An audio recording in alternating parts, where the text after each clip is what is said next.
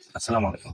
১৯৭১ সালের মহান স্বাধীনতা যুদ্ধে বাংলাদেশের বিজয় এবং পাকিস্তান হানাদার বাহিনী এবং পাকিস্তানের পরাজয়ের পর হতে পাকিস্তানি সরকার, তাদের সেনাবাহিনী এবং তাদের গোয়েন্দা সংস্থা বিশ্বের বিভিন্ন জায়গায় এবং বাংলাদেশের মানুষের মাঝে একটি ধারণা প্রতিষ্ঠিত করতে চাই। সেটি হচ্ছে এই যে মহান স্বাধীনতা যুদ্ধ, মুক্তিযুদ্ধ এবং বাংলাদেশের বিজয়, একটি সার্বভৌমত্ব দেশের জন্ম, এগুলো ছিল ভারত, বাংলাদেশ আওয়ামী লীগ এবং জাতির পিতা বঙ্গবন্ধু শেখ মুজিবুর রহমানের ষড়যন্ত্রের ফল।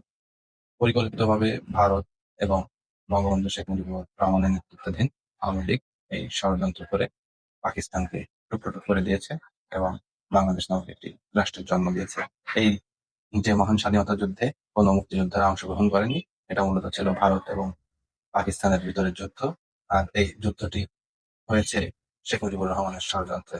এই ন্যারেটিভ তারা কিন্তু বিভিন্নভাবে সেই ১৯৭১ সালের পর হতেই প্রতিষ্ঠিত করার চেষ্টা করে গেছে। এবং এই যে ধারণাটি, এই ধারণাটি প্রতিষ্ঠিত করার জন্য তারা বিভিন্ন সময় বিভিন্ন দলের উপর, বিভিন্ন প্রতিষ্ঠানের উপর এবং বিভিন্ন ব্যক্তির উপর ভর করেছে, বা তাদের গোয়েন্দা সংস্থা আইএসআই এদেরকে অর্থায়ন করেছে, যাতে করে তারা এই ভাবধারাটি প্রতিষ্ঠিত করতে পারে। আইএসআই এর মদতপুষ্ট এবং আইএসআই অর্থায়নে যারা এই ভাবধারা প্রতিষ্ঠিত করার জন্য কাজ করে গেছে, তাদের ভিতরে অন্যতম দল ছিল বাংলাদেশ জামায়াতে ইসলাম। এখন আমি বাংলাদেশ জামায়াত ইসলাম সম্পর্কে কথা বলবো না। আমি দুইজন ঘৃণিত ব্যক্তি সম্পর্কে কথা বলবো, যারা এই আইএসআই এর অর্থায়নে এই বাংলাদেশ বিরোধী প্রোপাগান্ডা প্রতিষ্ঠিত করার জন্য বেশ কিছু বছর ধরে কাজ করে যাচ্ছে। একজন হলো পিনাকি ভট্টাচার্য, আর একজন হচ্ছে ইলিয়াস হোসেন।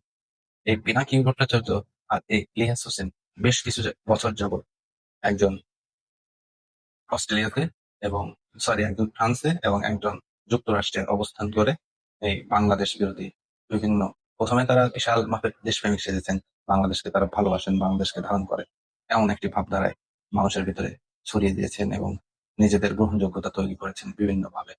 এবং আস্তে আস্তে তারা যেভাবে জনগণকে ইনফ্লুয়েন্স করছে, বা যেভাবে তাদের মতাদর্শ জনগণের ভিতরে বলতে সব জনগণ না, এক শ্রেণীর বায়াসড জনগণ আছে, যাদের ভিতরে কোনো জ্ঞান নেই, যারা পড়াশোনা করে না, যারা কিছু বোঝে না, যারা শুধু অন্ধ অনুসরণ করে।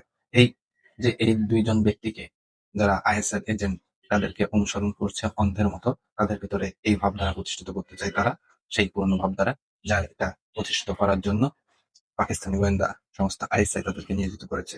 যে বাংলাদেশের মহান মুক্তিযুদ্ধ একটি ভুল, এটি ভারত এবং আওয়ামী লীগের পরিকল্পিত ষড়যন্ত্র। ১৯৭১ সালে বাংলাদেশ কোনো কিছু অর্জন করেনি, বাংলাদেশ নামক কোনো সার্বভৌমত্ব দেশের জন্ম হয় নাই। এটি ভারত এবং পাকিস্তানের একটি যুদ্ধ ছিল, এবং এই যুদ্ধে ভারত পূর্ব পাকিস্তানকে দখল করে নিয়েছে। এবং কিভাবে এই পূর্ব পাকিস্তান আর এই পশ্চিম পাকিস্তানকে এক করা যায়, সেই প্রচেষ্টায় তারা দিনরাত কাজ করে যাচ্ছেন আইএসআই প্রেসক্রিপশনে। সাম্প্রতিককালে এই ইলিয়াস হোসেন নামক যে ব্যক্তিটি আছে, যে পিওর পাকিস্তানি ব্রিডের হাইব্রিড জাতের শুকুর, এই শুকুরের ভাষা শুনলে মাথায় রক্ত উঠে যায়।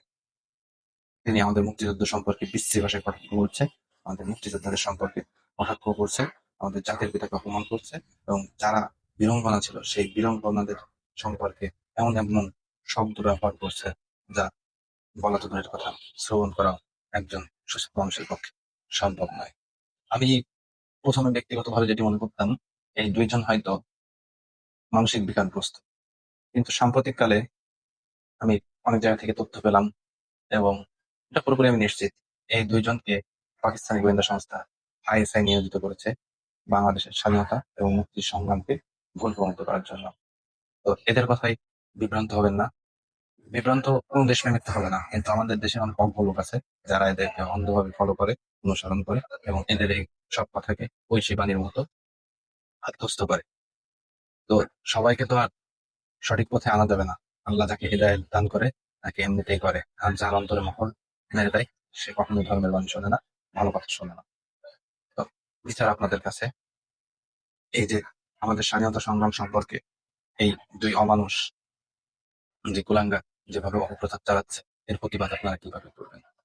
এদেরকে যদি এখনই থামানো না যায়, এদেরকে থামানো বলতে এদের যে বক্তব্য, যে ন্যারেটিভ তারা প্রতিষ্ঠিত করতে চায়, এই ন্যারেটিভের বিরুদ্ধে যদি কোনো সচেতনতা তৈরি না করা যায়, তাহলে এই ইলিয়াস পিনাকির মতো আরো ইলিয়াস পিনাকি গড়ে উঠবে, যারা আমাদের মহান স্বাধীনতাকে কটাক্ষ করবে এবং ছোট করার প্রয়াস অব্যাহত রাখবে। ভালো থাকবেন সবাই।